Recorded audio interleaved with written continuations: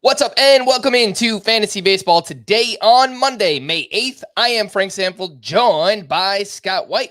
Today on the show, we're going to recap this weekend's action, more Bryce Miller domination. How much should he go for in Fab League so far? We've had a few waivers run, starter sit questions, and much more. Before we get started, please like this video and subscribe on YouTube if you haven't already.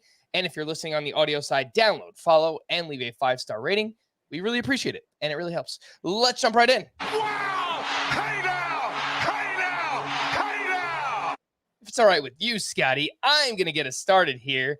Just Go an for excuse to kick us off with Bryce Miller, who did it again on Sunday up against the Houston Astros. You know, the first time around, we said, but he was going up against those Oakland A's, so does it really matter? Now he's going up against the Houston Astros. 6 shutout, 2 hits, 1 walk, 5 strikeouts. Only 8 swinging strikes, but all 8 of them came on the 4-seam fastball. Continues to look like a great pitch for him. High spin rate, throws it at the top of the zone, gets a lot of whiffs with that pitch. The secondaries didn't have much going on in this game. The cutter and the slider clearly did not get any whiffs with those pitches at all. But even with that, was still dominant in this one. I find it interesting that the last 2 pitching prospects for the Mariners to get called up, George Kirby and Bryce Miller, are both 2 pitchers that get most of their whiffs on fastballs. So I don't know if it's maybe something within their development, but obviously it's been working for George Kirby to this point, not getting lots of whiffs, but still being effective. Bryce Miller is 68% rostered, Scott. After 2 great starts, does that number need to be closer to 100%? Yeah, I would say so. I mean, I went through and did a lot of waiver claims tonight with the new week starting, and he was even in the standard 12-team leagues, 12-team points leagues where there's only 250 players rostered, 252 to be precise. He was the best pitcher available on waivers in my mind. So I imagine he will be picked up in all those leagues after waivers run tonight. And I think that's fair. It's not an open and shut case. Like, I'm not willing to say Bryce Miller is, going to remain a must-start pitcher rest of season, cruise to AL Rookie of the Year honors or anything like that. But 2 very encouraging starts, one against a bad offense, one against a good offense.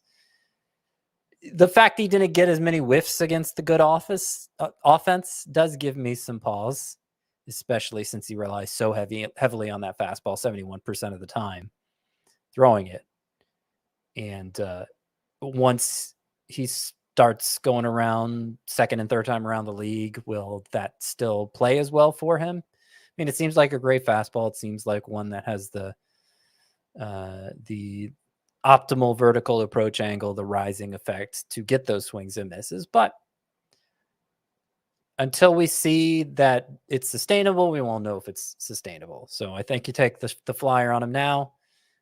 He's got a great matchup upcoming next week against the Tigers. So you go ahead and stick him in your lineup right away, and we'll just take it from there, see how it goes.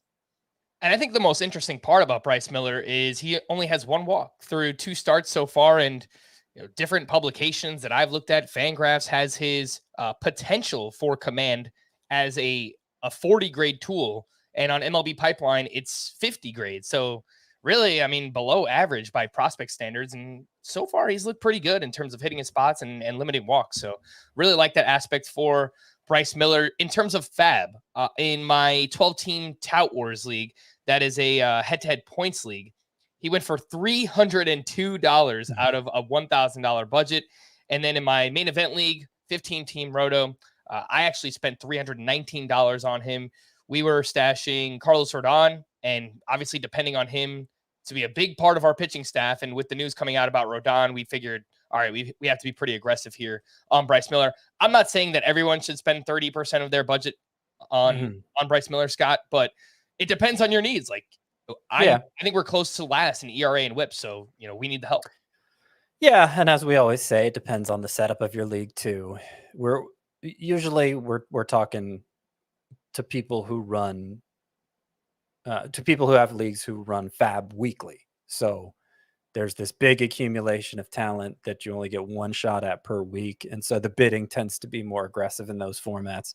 Also, you mentioned one of them is a 15-team league. And anytime there's anybody worthwhile out there in a 15-team league, it's going to be like moths to a flame with that. And so, yeah, I think the average person, if you're talking about $100 fab budget, spending like 8 to 12% on it is something like if you really want to make sure you get, well, I mean, that won't ensure you get Bryce Miller, but if you want to make a good competitive bid on him, 8 to 12% is probably about what you're looking at. Yeah, I was going to say in a 10 or even 12 team league, if you really want to, maybe you go like 15 to 20%. But again, that is being pretty aggressive there on Bryce Miller. Scott, the last question for you. Would you rather have Miller or Tanner Bybee based on what you've seen so far? That's a good question. It's a really good question. I'm going to say Bybee because he has not just the fastball, but the fastball and the slider. He has a more proven, like he hasn't walked anybody yet in 2 starts. And he was a control artist in the minors. That's a clearer part of his profile than it is for Bryce Miller. Plus the Guardians have had so much success developing pitching talent. So there you go. 3 reasons why I prefer Bybee to Bryce Miller. Yeah, I think I'd lean that way too. Bybee is up to 82% rostered, so continues to climb. But as we said with Bryce Miller, that number should be closer to 100% for Tanner Bybee at this point. Scott, oh my goodness gracious, from this weekend for you. Well, I'm going to go with an old friend. And when I say old friend, I mean somebody who I've talked about a lot this year. And also somebody who, well, this version of him we haven't seen in 5 years, and that's Chris Sale. Chris Sale on Friday had what was only his second good start of the season. He struck out 10 over 6 innings, 3 earned runs allowed. All 3 runs came in 1 inning. I believe it was the 5th inning. So, it could have been better, but it was a quality start, and he struck out 10. He walked nobody, or he walked 1, excuse me. All good signs. He threw his fastball 99 miles per hour. That's something we haven't seen him do in 5 years, since 2018. 2019 was the year that he struggled and then wound up needing Tommy John surgery. So this was retro Chris Sale. And I don't like, for most of Chris Sale's career, he didn't throw as hard as 99. Like that was a short period of time where he was throwing that hard, and he was doing it in this start. His average fastball velocity was up 1.5 miles per hour. And it wasn't just that he was throwing hard and missing bats. Average exit velocity 79 miles per hour in this. So he was allowing weak contact when he allowed it, and just looked great in every way. I don't know. It was almost like he was pitching angry. This sequence to Bryce Harper in particular, it was just 98, 99. And like, you could see it. You could see just how much more conviction he seemed to have in throwing the ball. Now, it does concern me a little that, is he maybe forcing like he's frustrated, so he's throwing harder than maybe is advisable for him, and is he inviting injury this way? I think that's a fair concern, but I also think, like, I'm fine with it. Like, I just want good stats from Chris Sale, and I'll take them any way I can get them for however long I can get them. And I think this is a really good step in the right direction. Yeah, now has quality starts in 3 of his last 4 outings, 2 double-digit strikeout performances during those 4 outings as well. And I had this as part of a starter sit segment later on, Scott, but I assume following a start like this, you are going to get Chris Sale back in your lineups up against the Cardinals this week. I mean, with the way the Cardinals are in complete meltdown right now, I guess they had a big game here on Sunday. Paul Goldschmidt hitting 3 home runs, but like, they've made some curious decisions, some desperation type decisions have the Cardinals of late, and seem like a pretty favorable matchup. So yeah, I'm fine starting Sale against them. The Cardinals entering Sunday were 13th in weighted on base average against left-handed pitching, but I do agree with you. I think the way Chris Sale is pitching over these last 4 outings, go and get him back in your lineups. A couple other waiver wire pitchers. Oh, actually, first, I did want to give a shout out to Paul Goldschmidt. You already mentioned it, though, Scott, but insane game on Sunday. 4 for 5 with a triple dong and a steal. That's 3 socks and 1 shoe. It's quite a weird fashion sense for Paul Goldschmidt, but fantastic game nonetheless. Let's get into waiver wire pitchers. Part 1, Mason Miller. Bryce Miller is not the only Miller out there. Mason Miller turns in back-to-back quality starts. He was at the Royals on Sunday, 6 innings, 2 runs, 5 strikeouts for him. It's his second start in a row where he was throwing more cutters and sliders, not just relying heavily on that fastball. And those, the slider at least has looked pretty good over his last couple outings. So really like what I've seen. 71% roster for Mason Miller. Domingo Germán survived at Tampa Bay this weekend. 5 innings, 2 runs, 5 strikeouts for him. Continues to allow a lot of hard contact. Logan T. Allen, he was okay against the Twins this weekend. 5 2/3, 2 runs, only 3 strikeouts in that one. Also allowed a lot of hard contact. And Bailey Ober has 3 strong starts in a row. He was at the Guardians, 7 shutout with 6 strikeouts, 15 swinging strikes on 91 pitches. The velocity was up a little bit across the board here for Bailey Ober. Scott, how would you rank this group? Mason Miller, Domingo Germán, Logan T. Allen, Bailey Ober. Have the Marlins, have the Athletics gotten a win yet for a starting pitcher? Because I know, Scott, they got 2 this weekend. They got 2 this weekend. Okay, but not from Mason Miller. No, they got it from, I think, Ken Waldachuk and Kyle Muller. Okay. Ugh. Neither of them pitched that well. Okay. I mean, I like all 4 of these. I think they're pretty close to must roster. I would say Logan Allen and Mason Miller are must roster at this point. Miller only 71%. And really the only hesitation now is that he pitches for the A's, and how likely is he going to be to win games for them? Hasn't happened yet. But now 2 starts in a row where he didn't go just 5 innings, but he went 6 or even 7 innings in back-to-back starts here. So I feel like the A's, despite his limited workload in the minors, only once going even 5 innings in a start, I think the training wheels are off for Mason Miller, and they're just handling him like a conventional starter. And the stuff is clearly good enough for that to be useful in fantasy. But I do prefer Logan Allen. I mean, better situation with Cleveland, and I like a lot of what he's done too. I expected better against the Twins because the Twins are so bad against lefties, but you know, it was good enough, and his first 2 starts were obviously great. So I think Logan Allen's number 1 on this list, followed by Mason Miller. I'm going Bailey Ober 3rd. So Bailey Ober had that 7-inning start over the weekend. It was only the 2nd time in his career he's gone 7+ innings.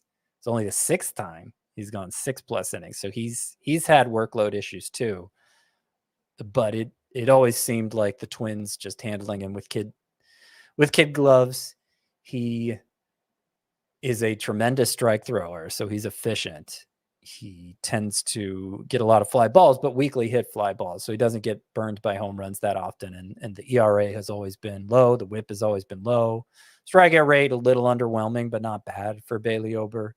And I think this might be the start of something special with him now that they have a couple long-term injuries in the rotation. I think he's going to get real runway now, unlike he's ever gotten before. And I think he'll be a strong option for you in fantasy.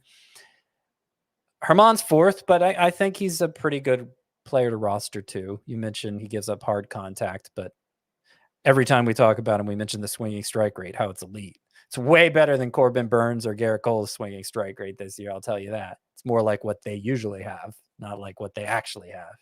Mm-hmm. And if he's going to continue doing that, reason to be skeptical that he will, but I'm not going to worry about the hard contact so much if he's avoiding contact that well. Last point on Bailey Ober, you mentioned this, but it feels like in general, the Twins have let their starting pitchers go deeper into starts this year. It's for years, it was, 3rd time through the order. They would kind of just, play it safe, maybe take guys out after 5 innings. But, Sonny Gray and Joe Ryan, look, to their credit, those guys are just pitching really well. So I guess it makes sense to leave them in. But yeah, it feels like the Twins are letting their pitchers go longer this year, which obviously is good for fantasy. I assume all those names are behind Bryce Miller, correct, Scott? Yes. Yeah, correct. Okay. Next group up includes Hayden Wesneski, now 3 solid starts in a row, has had some really good matchups in there. Tyler Wells, another solid start. He was at the Braves, 5 innings, 1 run, 4 strikeouts for him.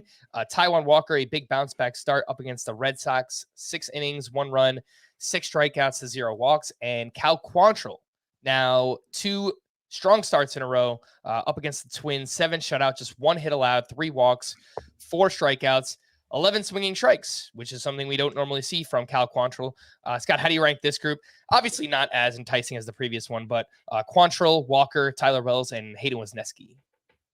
Yeah, I don't have as much to say about them just because I don't. They're hard to figure out. It's hard to figure out what's going on with them for the most part. Hayden Wesneski, especially, 3 starts in a row, 1 earned run allowed after getting off to such a rough start.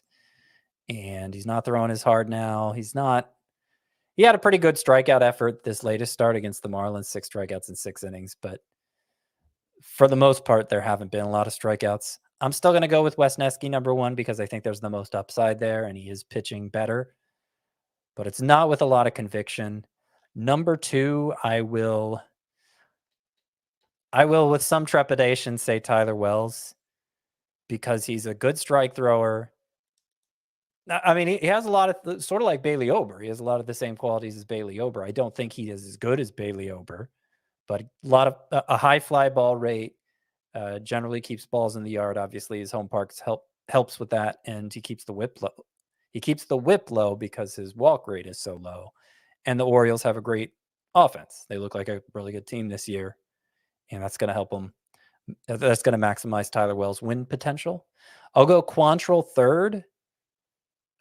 He's doing it again, it seems like. Quality start machine, and we can't figure out what makes him good, and so we're not inclined to buy into it. But this is like 3 years in a row where we said that, and still makes me nervous. But he's doing his Cal Quantrill thing again. Taijuan Walker's 4th. He's just too combustible. Don't trust him. Yeah, that's a good word to describe Taijuan Walker. 5.97 ERA, 1.41 whip, even after this start. So I actually agree totally with your order.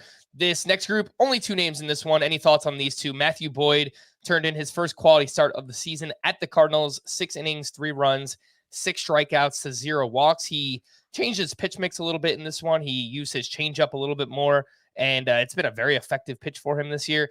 JP France is a pitcher that was called up by the Houston Astros this weekend, and he pitched well at Seattle. 5 shutout with 5 strikeouts, 13 swinging strikes on 84 pitches.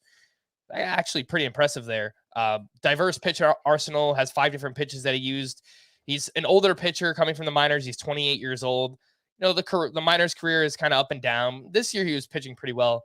Scott, any thoughts on Matthew Boyd and JP France? I mean, JP France has, like, he's exactly what you'd expect from a 28-year-old getting his first look in the majors. He's got the goggles. He's got the mustache, the like, what do they call the mustache that comes down? It's like a handlebar mustache. Is it a handlebar? No, handlebar mustache is where it curls up, right? Oh yeah, you might be right. It goes down both sides of the mouth. Anyway, yeah, no, it's interesting looking at JP France's minor league numbers because he's had great strikeout rates down there, pretty consistently, 11 to 12 K per nine. But the walks have also been very high, and so I mean, being backed up by the Astros is a very good thing, and maybe he'll have useful stretches this year. I mean, it seems like he's going to get some run because they have so many pitchers hurt themselves. But I wouldn't make it a high priority to pick up JP France. I do kind of like what Matthew Boyd is doing. He hasn't gotten the results yet. Finally did have a quality start. But while his ERA is 5.28, he has a 3.81 xERA, which is pretty good. And I think there's the potential for more strikeouts too. So I don't think rostering Matthew Boyd's a huge priority either, but I could see him trending up. I could see him starting to gain value from here and turning himself into a useful fantasy asset. Okay.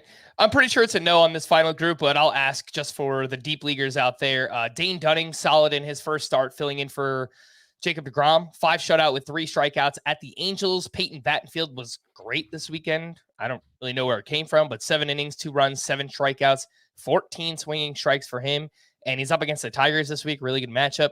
Dean Kramer, impressive start at the Braves. 6 innings, 1 run, 3 strikeouts for him.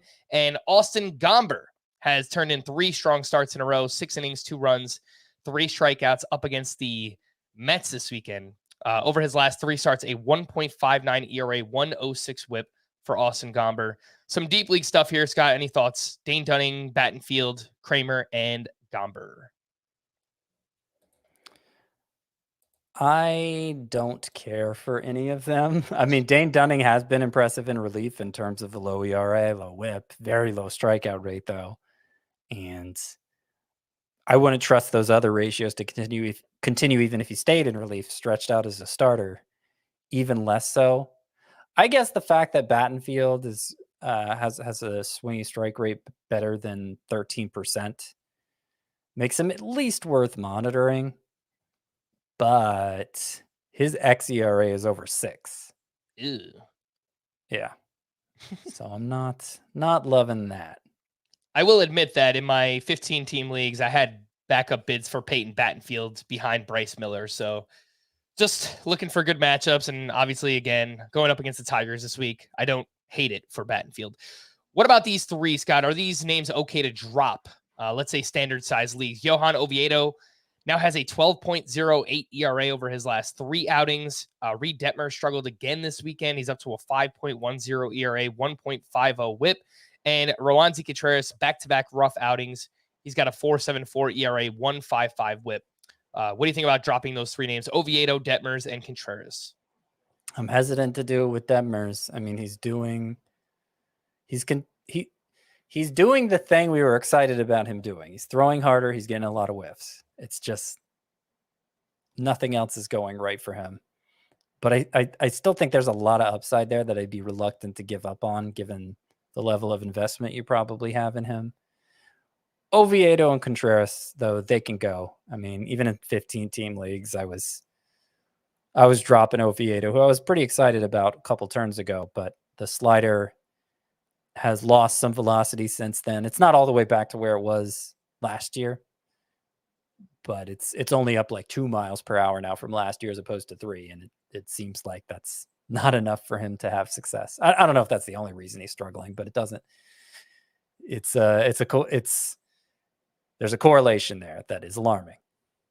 For Reed Detmer, something I noticed towards the end of spring training was the control looked bad. And I wonder if with him throwing all of his pitches harder, can he just not control those pitches, right? Like, obviously just going like all out all the time. Maybe it's just harder for him to control them or, hit his spots consistently. And maybe that's why he's getting hit hard. It's, he's missing his spots, whatever it might be. But it's a theory that I have right now for Reed Detmers, and maybe it wouldn't hurt him so much to maybe dial it back a little bit. And that slider is still a really good pitch with the velocity he was throwing it last year. So we'll see where it goes from here. But yeah, it's been pretty rough so far for Reed Detmers. Let's take our first break. When we return, we'll get into waiver wire hitters right after this.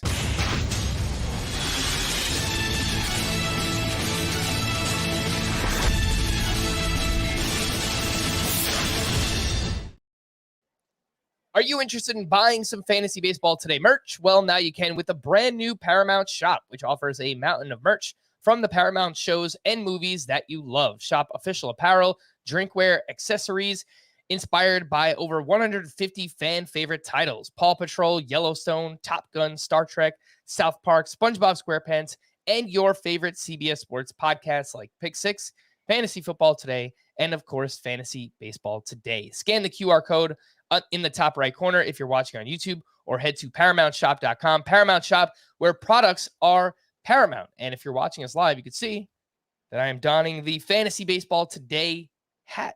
little cap here. So yeah, if you want something like this, you can find it in the Paramount shop. Let's get into waiver wire hitters, and we'll start off with Matt Mervis, just see what he did this weekend. Scott, he had an RBI single in each of his first 2 games on Friday and Saturday, and then he added a multi-hit game on Sunday.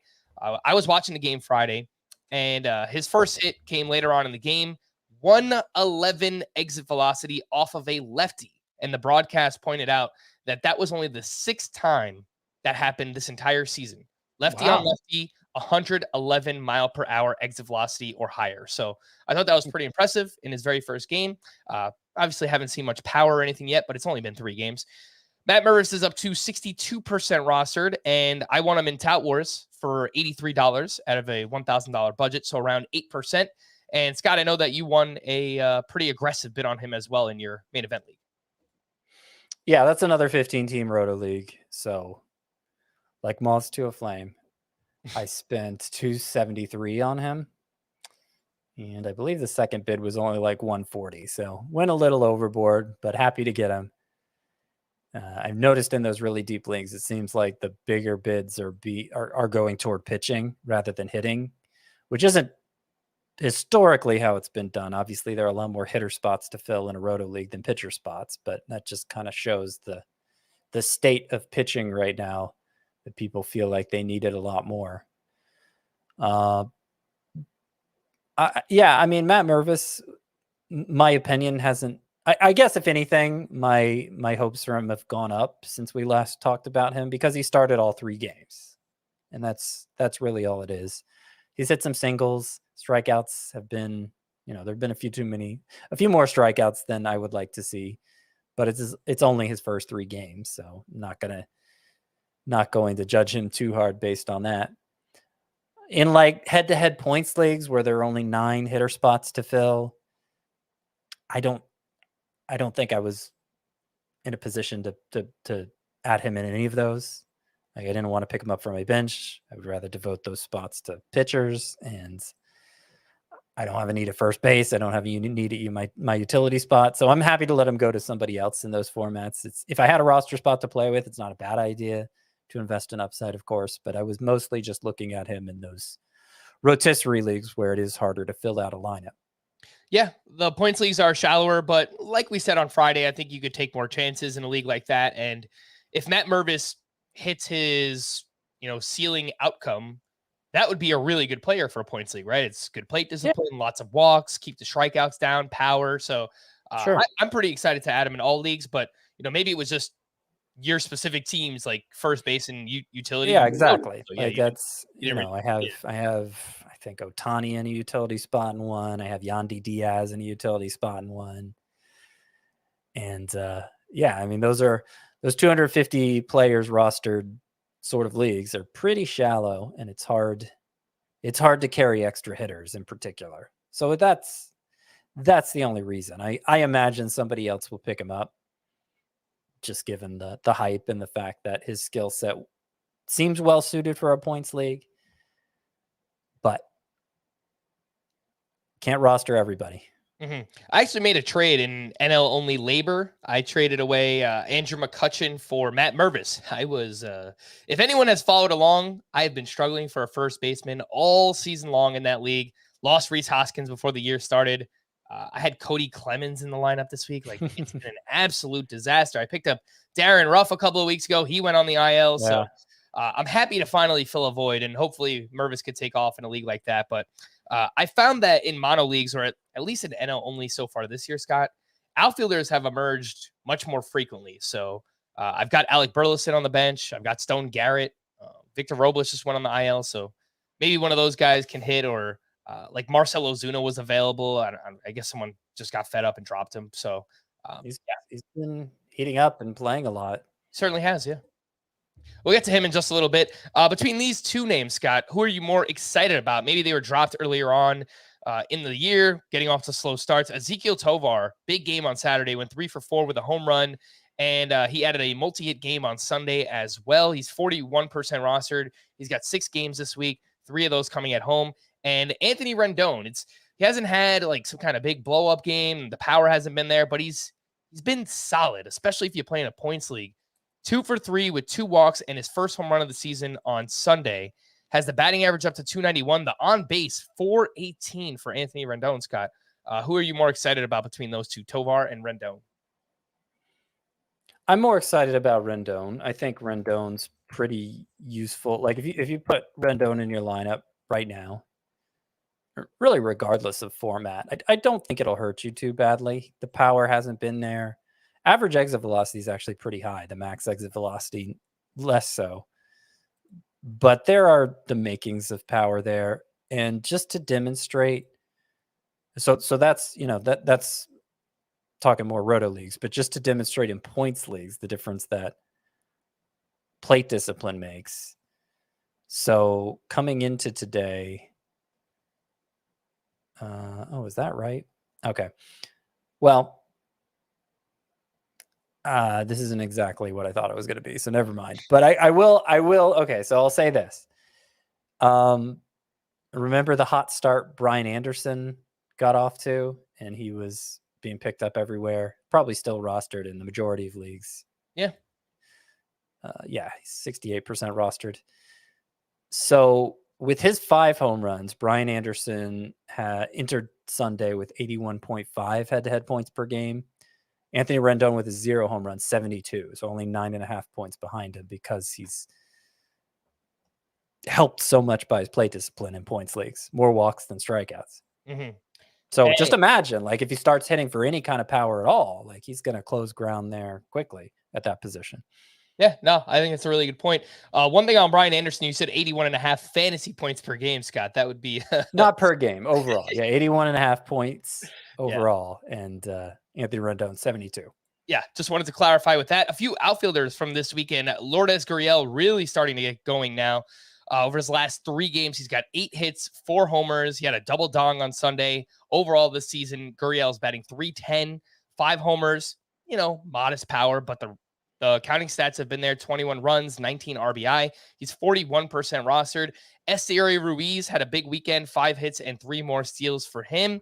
Lars Nootbaar over his last 4 games has 9 hits and a stolen base. He's down to 70% rostered, so might have been dropped in some shallower leagues.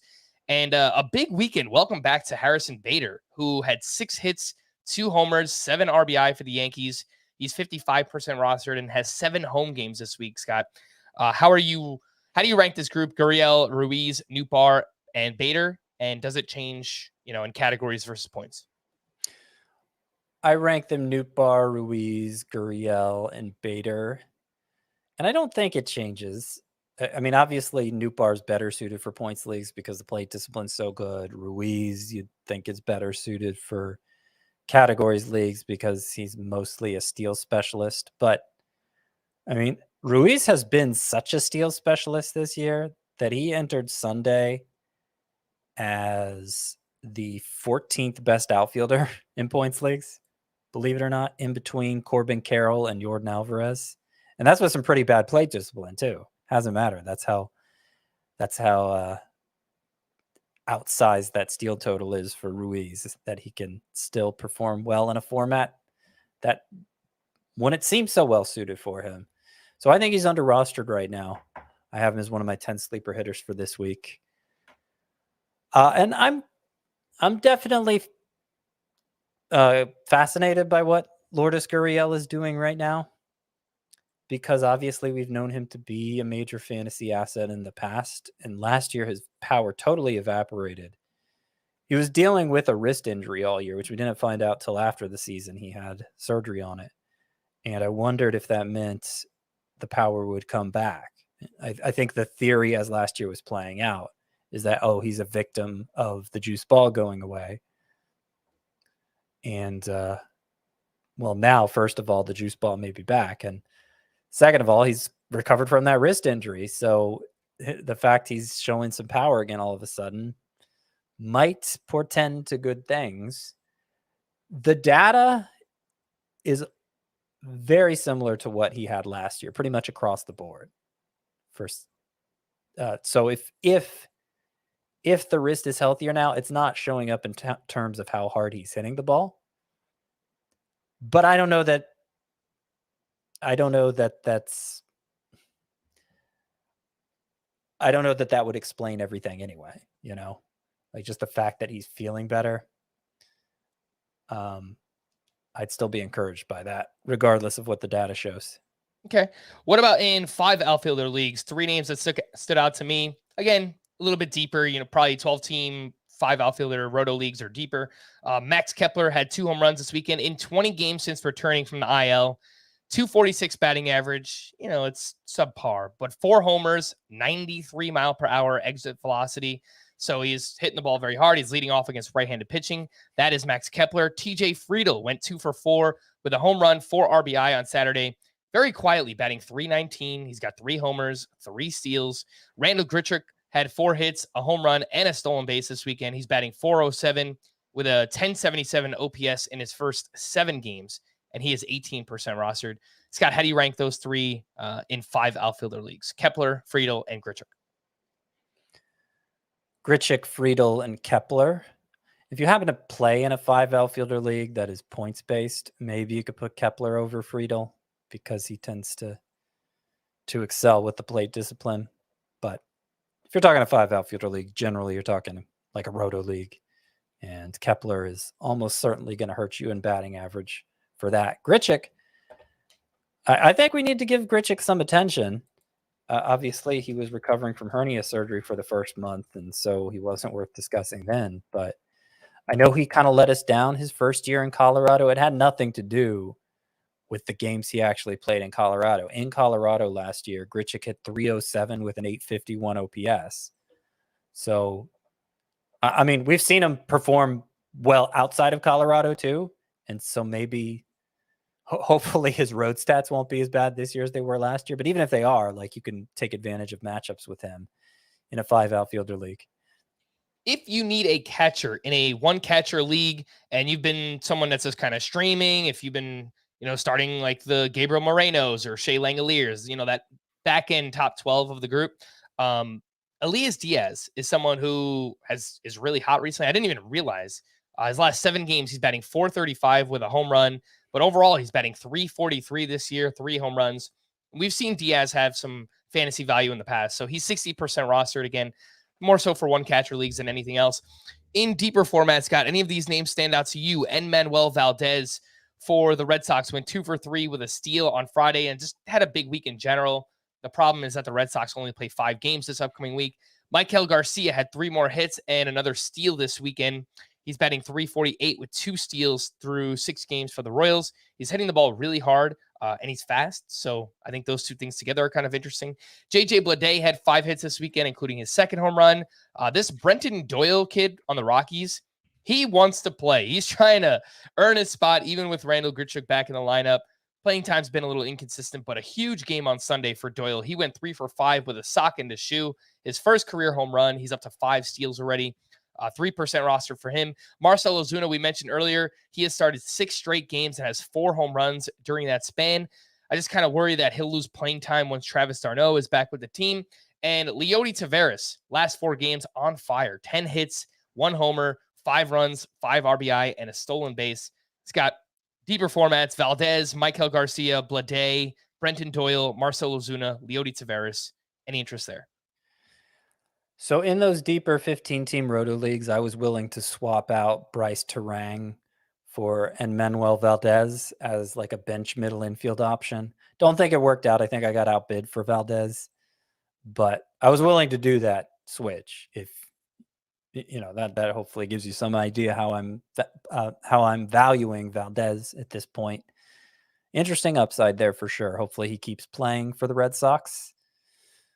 Ozuna. So in those same like deep 15-team leagues, 5 outfielder leagues, I had some injuries in my outfield because how can you not at this point? And I actually was having to decide between JJ Bleday and Marcell Ozuna. I prioritized Ozuna over Bleday. I think there's an argument to be made for the mystery box. There often is. But like in Bleday's case, just looking at his minor league track record, I don't think the mystery box is going to be that rewarding. There's a chance. He has good on-base skills, if nothing else. But I think his most likely scenario is going to be not that useful. And the same is true for Ozuna, of course. But I do think Ozuna actually has the more upside between the two. One of those home runs he hit over the weekend was 115 miles per hour, which is his hardest hit ball in 3 years. And the last time he hit the ball that hard, it was 2020 when he was the best outfielder in fantasy. So, it may be short-lived, but he's hot right now. We've certainly see him be very valuable for long stretches. And if you're in a deep scenario like that where you need outfield help, I think he's probably worth a roll of the dice at this point, playing virtually every day. When d'Arnaud comes back, yeah, it may present a playing time issue for Marcell Ozuna, but not if he's still hitting. Like if he's hitting, they're going to play him, obviously. Yeah, that is Marcell Ozuna we were just talking about. Let's take our final break, and when we return, I've got some news and notes and just leftovers from the weekend. We'll do that right after this. Meanwhile, on Paramount Mountain. Okay, we have the northern face, the southern face, and... The Sylvester Stallone face. Of course. Hey, how you doing? How you doing? Is that Dad? Yeah. No, don't sneeze. Dear God, no. Hold it. Hold it. Don't do it. Don't. Ha! Gesundheit. Thank you. You're welcome. Welcome back, and a big thank you to those watching us live. Over 600 people watching us live, so we do appreciate you. If you're here, then please hit that like button and subscribe to the channel if you aren't already. Some news and notes. Aaron Judge continues to hit and run and remains on track to be activated on Tuesday. Scott, I'm assuming we get Judge back in the lineups. Yep. All right. Astros Luis Garcia is scheduled to undergo Tommy John surgery, which means he likely won't be back until the second half of next season. Wilson Contreras, this was a weird report this weekend, Scott, where heads are going to roll in St. Louis. That's all I'm going to say. I don't know what's going on there. There was a report that said Contreras will spend most of his time in the outfield or at DH over the next couple of weeks, which frankly might have been good for his fantasy value because he might have played more than he would as a catcher. But then there was another report where their president came out and said, nope, that's not true at all. So I don't know. Well, no, he said the outfield part is not true, except in an emergency situation. They're not playing Wilson Contreras a catcher. They're like, he's DH now. That's crazy. And not necessarily forever, but apparently the issue is that they've been so spoiled by Yadier Molina and what he does behind the plate that the pitchers haven't been comfortable working with Wilson Contreras. And so to save their pitching staff, they're going to put their big free agent investment, guy they just signed to a 5-year deal this offseason, primarily for the offense he provides at a position where it's hard to find offense. They're going to confine him to DH and continue to work on his catching. Like, how did they put it? They want him to, they're going to continue to work with him to hopefully meet up to their expectations, what they've come to expect at within the Cardinals organization defensively from their catcher. So, I mean, between that and the whole Jordan Walker snafu and the fact that their record is abysmal, I don't know. I think something's rotten in St. Louis. They should have never fired Mike Schilt. That's what I have to say about that. And this is unbelievable. This is unbelievable that after signing him to a 5-year deal, they're essentially making him a DH. So I don't know. It doesn't change his fantasy value that much. I don't know that it'll be the everyday DH because they'll probably want to cycle other guys through there, but he wasn't going to play literally every day as the catcher either. I do worry about Nolan Gorman's fantasy value. I think he got a start in left field today. Or no, I'm sorry. Brendan Donovan got a start in left field with Gorman at second base. Gorman's played some second base recently. So they're still trying to keep him involved, but I feel like his playing time's going to suffer a bit. Mm-hmm. According to StatCast, Wilson Contreras' framing is in the 35th percentile this season. So yeah, I'm sure that's quite a bit lower than what they're used to. But with, he's never been a good pitch framer. Yeah. So, I mean, I don't know what they were expecting when they signed him. I think it's mostly about their pitchers have all just been terrible. So they're trying to improve. They're trying to do something to remedy that situation, but it feels like they're grasping for straws. Mm-hmm. Carlos Rodon has been told that his back issue is chronic and there's no clear idea of when he might return. Rodon said, quote, "I can't put a timeline on anything." Apparently he'll get a cortisone injection this week.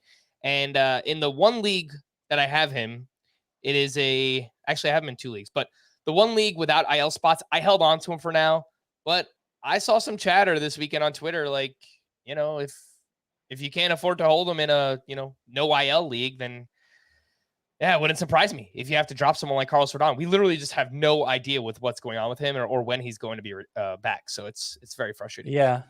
I mean, I kind of feel like it's going to be sooner than later now that they know, okay, this is going to be as good as it gets. So you're just going to have to figure it out. I remember when Mike Trout was diagnosed with his chronic back issue last year, there was an initial freak out, but he ended up returning fairly soon and was able to keep it together for the rest of the season. It's been fine this season. Yeah.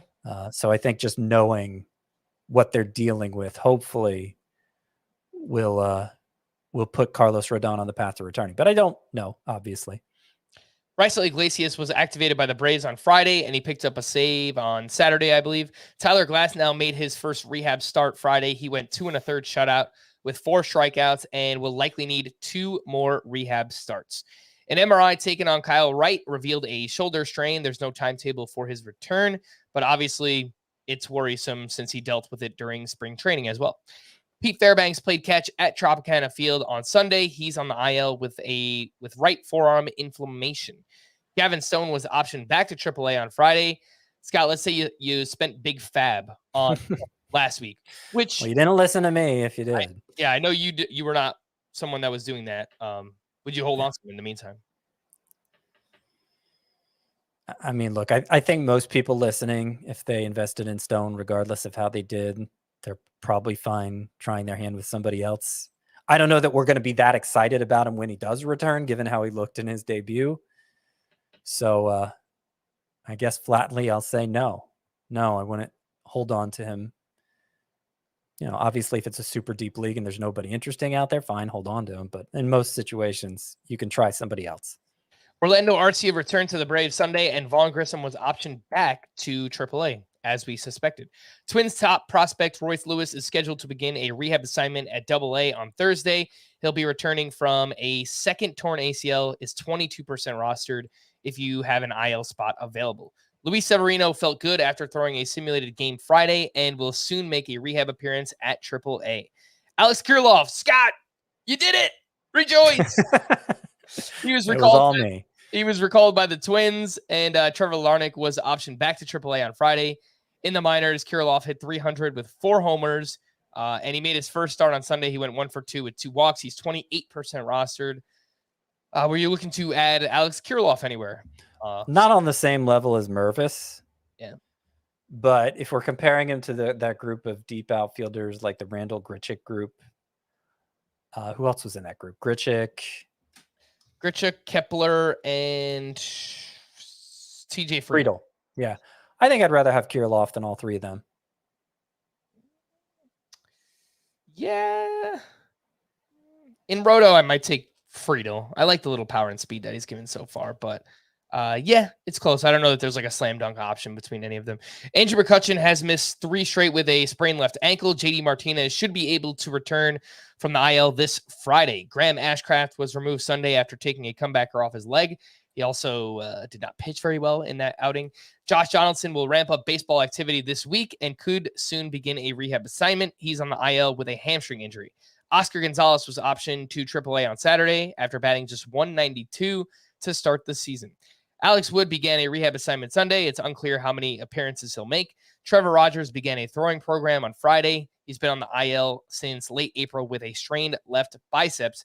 And James Paxton will be inserted into the Red Sox rotation sometime next weekend. A couple players that went to the IL this weekend. Eloy Jimenez. I mean, look, this is just bad luck. Obviously, it's been very frustrating to roster Eloy Jimenez the past couple of years.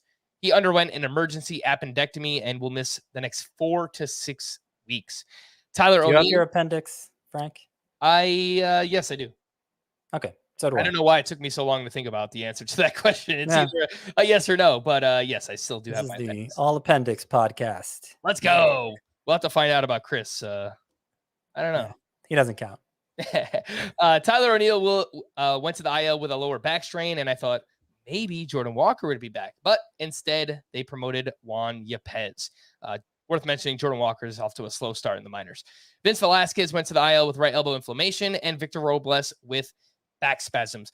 A few leftovers from the weekend, Scott. We'll go through some pitchers first. A pitcher's duel between Blake Snell and Dustin May on Saturday. Blake Snell turned in his second straight quality start, and he allowed just 1 hit, 3 walks. He went 6 shutout with 6 strikeouts. And Dustin May on the other side went 6 shutout with 6 strikeouts as well. Only 3 swinging strikes. The results have been there for Dustin May, but he's not getting lots of strikeouts. The whiff rate on his curveball is way down from where it was back in that like mini breakout 2021. Any thoughts on Dustin May? And would you start Blake Snell this week at the Dodgers? I don't think I would start Blake Snell. Would you? I don't think he's a lock in 12-team leagues. I think anything deeper, yeah, I would. I'm a little worried about Dustin May. I think if you wanted to shop him, I'd be okay with that.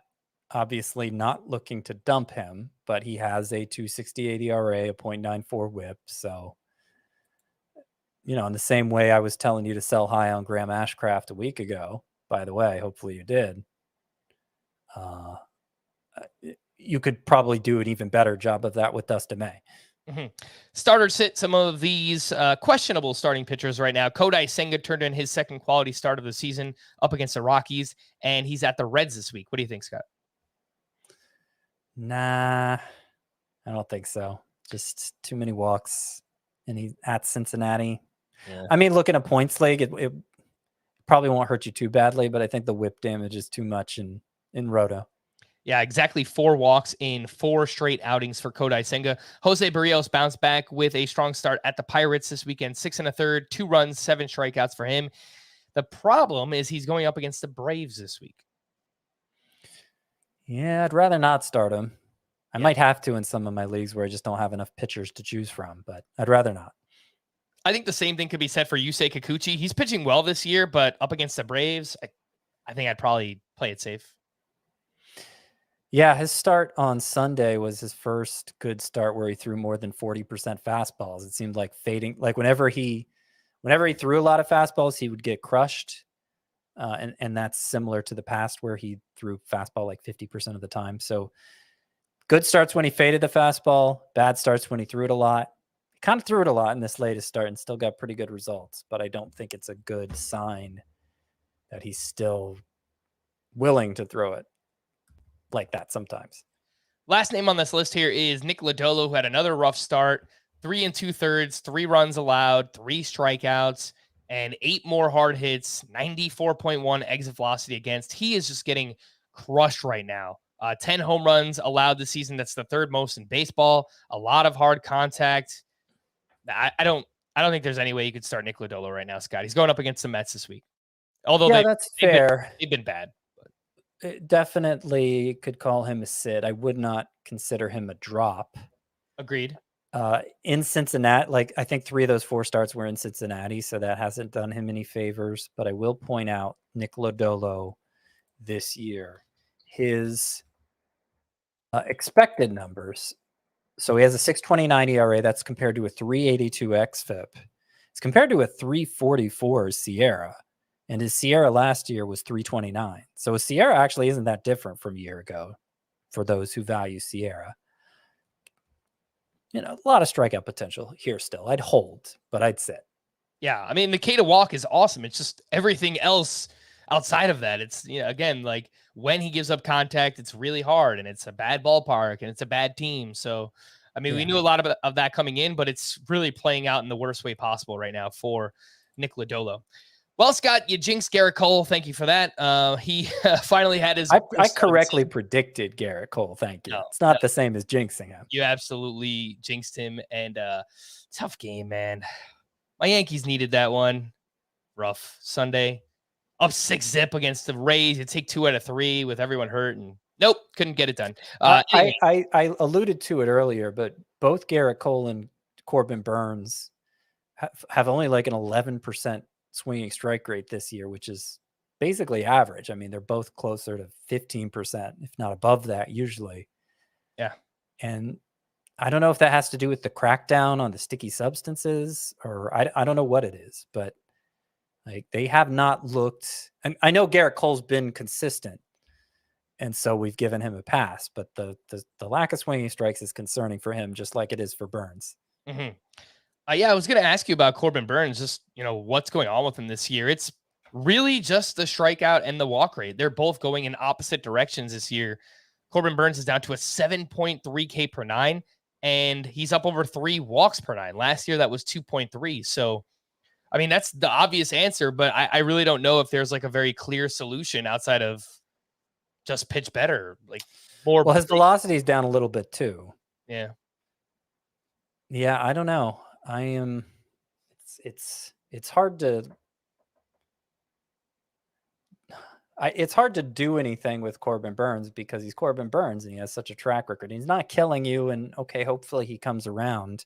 I think it's fine to approach it that way. If you're really aggressive and you want to shop him because you're worried the bottom's going to fall out, that's fine, but you should expect a lot in return. You should shop him as if he's ace Corbin Burns, and hopefully somebody just looks at, the last few starts he's made and feels totally confident in him. But I wouldn't sell low on him. If you're getting lowballed, it's not worth it. I think something I would look to do is maybe, and again, you don't have to shop Corbin Burns, but if you're nervous, maybe shop him for like an Aaron Nola or a Zach Wheeler plus another piece, like a starter on offense that can help you or something like that. It just kind of makes sense. Maybe getting some depth in return for. But it'd have to be a good one. I mean, it depends how deep the league is. Right. I'm thinking a 12-team context. You'd need, if you're doing it for like an Austin Nolan or Zach Wheeler type, I think you'd need another player close to that good to consider it. Like a 3rd or 4th round type hitter, basically. Yeah. But like, I'd be more likely, and it obviously depends on team needs too, but like flipping Corbin Burns for like an Austin Riley, something like that. Well, Scott, no one has pitching right now, so I don't know how likely it is to trade your pitching away to acquire hitting. 3 more names here. Sell high or just sit tight on these guys. Justin Steele, another strong start this weekend. 7 innings, 1 run, 4 strikeouts for him. The ERA, the whip, both great, but strikeouts are a little bit lackluster. I kind of worry, can he keep something like this up? With that being said, he does have a career high swinging strike rate. So kind of interesting under the hood there for Justin Steele. Nathan Eovaldi has gone 8+ innings in his last 2 starts. He went 8 shutout with 5 strikeouts against the Angels this weekend. And Alex Cobb kept it rolling against the Brewers, 7 shutout with 5 strikeouts for him. Scott, do you just, sit on these guys for now and continue to roll them out there? Or are you looking to try and sell high on any of them? Look to sell high on Cobb. He's always injury prone. His swinging strike rate this year is 8.9%. He's really not getting the usual whiffs on the splitter, even though he has a 2.01 ERA. So I think he's a good sell high candidate, Alex Cobb. I mean, I think you could make a sell high case for all 3 of them. I think Steele, Eovaldi, and Cobb are all 3 performing over their heads. But I think the one who's most clearly doing that is Cobb. And I'd be more inclined than not to just ride it out with Steele and Eovaldi.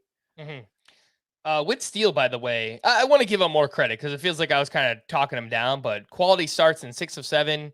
And the quality of contact against, like he's allowing just an 84.5 mile per hour exit velocity against. And the FIP likes him 3.20. xERA is 2.99. Like, yeah, there's a lot of good right now with Justin Steele. I know he's just a 2-pitch pitcher, but his fastball is very deceptive. And like he's just not getting strikeouts like he did even last year when we first started to get interested in him. That's why I'm a little uneasy about it. I think his strikeout rate is a little unlucky though right now because he has a near 12% swinging strike rate and just 7.5 K per 9. It seems a little bit low for that swinging strike rate. So that's fair. A few hitting leftovers. Big weekend for Jonathan India, who hit a home run and picked up 2 steals. I I think I might have wrote that in before Sunday's action. Because I think he had a big game on Sunday as well. Let's see. Yeah, he had 2 homers and 2 steals this weekend. So yeah, really big weekend for Jonathan India. Anthony Santander is now red hot all of a sudden. 6 straight multi-hit games. He had a double dong on Friday. Javier Baez went 3 for 4 with his 3rd home run on Friday. He has the batting average up to 261 with just a 16% strikeout rate. This is like a different version of Javier Baez that we have not seen before. Fernando Tatis Jr. had his breakout game on Friday. He went 2 for 5 with a double dong, both of those coming off of Clayton Kershaw.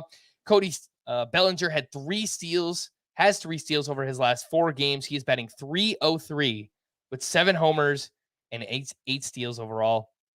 He's been a great find. He's been, one of the steals of draft season so far. Bryce Harper had 4 hits, including his first home run this weekend. Thairo Estrada hit 2 more homers. He's batting .346 with 6 homers and 9 steals. Jonah Heim, another big weekend for him. 6 hits, 4 runs, 3 RBI, 1 steal. And look, we did not talk about this, Scott. You moved him up to your 13th ranked catcher. I also moved Jonah Heim up to my 13th ranked catcher, and he deserves it because he has been really, really good this season. Whit Merrifield had a big weekend as well. 4 hits for him, including his first home run and 3 steals. Adolis Garcia had a huge game on Sunday. He went 3 for 4 with 2 walks, a double, a sock, a shoe, his 9th homer, his 2nd steal of the season. He's batting .260 with 36 RBI. Yeah. What a guy. Tons of RBI and runs scored again. Yeah. Which was what I was concerned he wouldn't be able to repeat. And they're doing it without Corey Seager. It's just I know. crazy, man. Yeah. Credit to them. All the credit. Leody Taveras. I mean, he's been red hot too. Yeah, sure has. A few bullpen updates. A few. We were talking beforehand, Scott, is like there's so much going on with bullpen. So let's just jump right in with the Cubs. Boxberger he took the loss on Thursday, and then on Friday the team turned to Mark Leiter Jr., who converted his first save. And then on Saturday, one day later, after Leiter picked up his first save, Adbert Alzolay did the same thing. He picked up his first save as well. Do you have a feel for the Cubs bullpen right now? I mean, I can't say this with a lot of confidence, but I have a good feeling that maybe Mark Leiter earned himself a lot of goodwill with that save Friday. His numbers this year: a 1.29 ERA, an even 1 WHIP, 14.8 K per 9. Obviously, it's a small sample. That's always true for relievers this time of year, so it could all blow up on him pretty quickly. But those are closer caliber numbers, and nobody else has really gotten it done for the Cubs at the back end of games. I think he'd worked 3 of 4 after that appearance Friday, so it made sense they didn't go back to him Saturday, but they went with Alzolay instead. Also, I believe they took the lead in the bottom of the 8th, so Alzolay may have already been warming up. But I made some low bids on Leiter in a few leagues, and I think he's somebody you can win with a low bid since there's so much uncertainty there still. So I recommend doing it and just seeing how this week plays out with him. Mm-hmm. For the Cubs on Sunday, by the way, Mark Leiter Jr. pitched in the 10th and 11th innings, and Adbert Alzolay pitched in the 12th, 13th, and 14th. He actually wound up taking the loss. 2 earned runs for Adbert Alzolay. For the White Sox on Friday, Ronaldo Lopez picked up his 4th save for Tampa Bay on Friday. Jason Adam converted his 3rd save of the week. He is 36% rostered, and that number should be way higher if you need saves or even in a points league. If you just need a relief pitcher, Jason Adam is pitching for the best team in baseball right now, so why not? For the Mets on Friday, David Robertson pitched in the 8th inning facing the top of the Rockies lineup with a 1-run lead. Adam Ottavino pitched a 9th and picked up his 4th save of the season. For the Tigers, Alex Lang struck out 3 for his 6th save on Friday. For the Rangers, Will Smith entered the 9th with a 3-run lead on Friday, gave up 3 runs in that outing. And Bruce Bochy, after the game, or at some point this weekend, said, Will Smith is still going to pitch in high leverage. So looks like they're, giving him a vote of confidence. A lot with the Diamondbacks this weekend. Andrew Chafin picked up his 5th save on Friday. Then on Saturday, he entered the 9th with a 3-run lead. He gave up 4 hits, 3 earned runs, took the blown save. And then on Sunday, Chafin was unavailable. So Miguel Castro got the save opportunity with a two-run lead. He proceeded to give up a 3-run homer to Joey Meneses. So Diamondbacks bullpen continues to look like a weakness of that team right now. For the Marlins on Saturday, AJ Puck entered the 8th with a 1-run lead. He gave up 3 runs. 2 of them were earned. Some bad defense behind him. I was, watching that game. It wasn't completely his fault. For the Rockies on Saturday, Pierce Johnson struck out 2 for his 5th save. And I think in some of those 15-team roto leagues where saves are especially scarce, I finally moved to drop Daniel Bard in a couple of them where I'd been holding on to him because it just doesn't seem like the Rockies are getting any closer to making a change there in the 9th inning, going back to Bard. Mm-hmm. For the Yankees this weekend, Scott, pretty eventful as well. Clay Holmes on Saturday pitched the 8th inning with a 1-run lead, facing 3, 4, and 5 in the Rays lineup. Ian Hamilton converted his first save. And then I was watching the Yankees game on Sunday. The broadcast said that the team is going closer by committee. Apparently that is something that Aaron Boone has said. And Michael King pitched the 7th inning with the game tied on Sunday.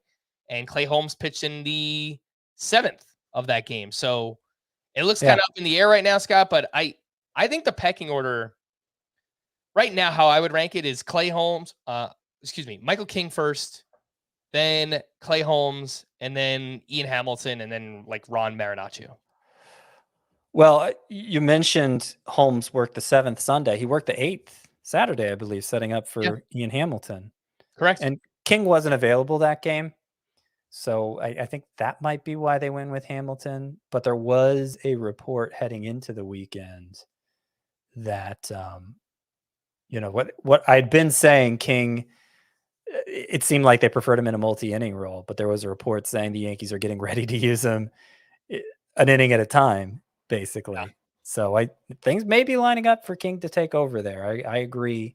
Like, I'm not dropping in a league where saves are scarce. I'm not dropping Holmes yet, but King is a must-add in that format. And if you're, if you really have to speculate on saves, I don't think it's a bad idea to, throw $1 at Ian Hamilton and see where this week takes him, sort of like I said for Mark Leiter. Speaking of saves in deeper leagues, Zach Jackson picked up the save for the Oakland A's on Saturday. He's only 6% rostered for he's the first A's reliever I'd be willing to speculate on, because remember they've tried Danny Jimenez early. They tried Jerry's Familia. I just don't think they're very good pitchers anymore. Familia's out of the organization now. But Zach Jackson's pretty good. He walks too many guys, but he's a good bat misser. Was good as a setup man last year. So again, in those same leagues where I was speculating on Mark Leiter, I was putting in a low dollar bid for Zach Jackson as well. For the Nationals on Saturday, Kyle Finnegan entered the 9th with a 1-run lead. He gave up 2 earned runs on 3 walks and 2 hits. They have been using him a ton recently. That was his 4th appearance in 5 days. So, maybe he's just kind of running out of tank. I don't think he's very good either. It's Kyle Finnegan, but on Sunday, Hunter Harvey picked up his first save. So if Kyle Finnegan continues to get in trouble and or is traded at some point, Hunter Harvey could, kind of work his way into value there. For the Dodgers on Saturday, Brusdar Graterol pitched the 8th inning with a 2-run lead. He faced 9, 1, and 2 in the Padres lineup. He gave up 1 earned run, and then Evan Phillips struck out 3 in the 9th for his 4th save. For the Phillies on Sunday, very interesting. Jose Alvarado pitched the 7th with a 4-1 lead. Matt Strahm then pitched the final 2 innings for his first save of the season, and he struck out 3. I don't really know where they go from here, Scott. It's, they said Strahm's going back to the bullpen with Ranger Suarez getting set to rejoin the rotation. But if Strahm is being used for multiple innings and potentially picking up saves, like, maybe you shouldn't drop him if you picked him up.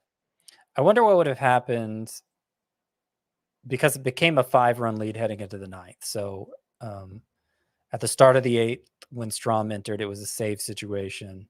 And then it became not a save situation, but Strahm stayed in, so he got the save. I wonder if he would have come out if it had remained a save situation, and who he would have come out for. Obviously not Alvarado. I still think Alvarado's probably going to get 75% of the chances here, but Phillies aren't making it easy. One other name I just wanted to throw out there, and I saw people bidding on him, and rightfully so. He's been fantastic. For the Orioles, Yennier Cano. And if you play in saves plus holds leagues, or honestly, even deeper roto leagues, like, this dude does not have an ERA. It's 0. He has 19 strikeouts over 16 innings pitched. He has allowed 2 hits and 0 walks all season in 16 innings of work. Like, he's been unreal. So if you just need some ratio help or, holds, whatever it might be, Yennier Cano is the name there with the Baltimore Orioles. Let's wrap up with to stream or not to stream, Scott. And on Monday, this is a very uninspiring group. I think the name I like most is actually JP Sears at the Yankees. Aaron Judge will not be activated yet for that game, and it's a revenge game. So, I'm in. Okay. Yeah, I mean, it's a bad. There's nobody better. I don't actually want to start JP Sears, but there's nobody better. Yeah. On Tuesday, we're looking at maybe Clark Schmidt against the Oakland A's, Louis Varland against the Padres.